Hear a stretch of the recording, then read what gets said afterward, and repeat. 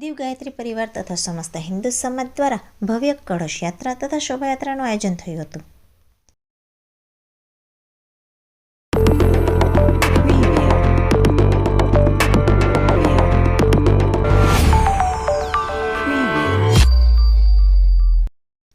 કેન્દ્રશાસિત પ્રદેશ દીવ ખાતે ભવ્ય કળશ યાત્રાનું તથા શોભાયાત્રાનું આયોજન થયું.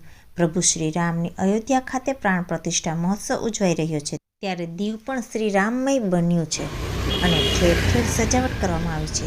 દીવના ગાયત્રી મંદિર ખાતે પણ રંગોળી તથા સજાવટ કરવામાં આવી હતી અને આજે બપોરે 4 વાગ્યે દીવ ગાયત્રી મંદિર ખાતેથી ભવ્ય શોભાયાત્રા તથા કળશ યાત્રાનું આયોજન થયું.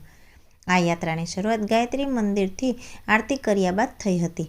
આરતી બાદ કળશ યાત્રા તથા શોભાયાત્રા નીકળી હતી, જે મુખ્ય માર્ગો પર ફરી મંદિરોના દર્શન કરી તથા યાત્રા દરમિયાન વિવિધ સ્થળોએ મહિલાઓએ ગરબા રમ્યા અને યાત્રા વાજતે ગાજતે ફરી હતી.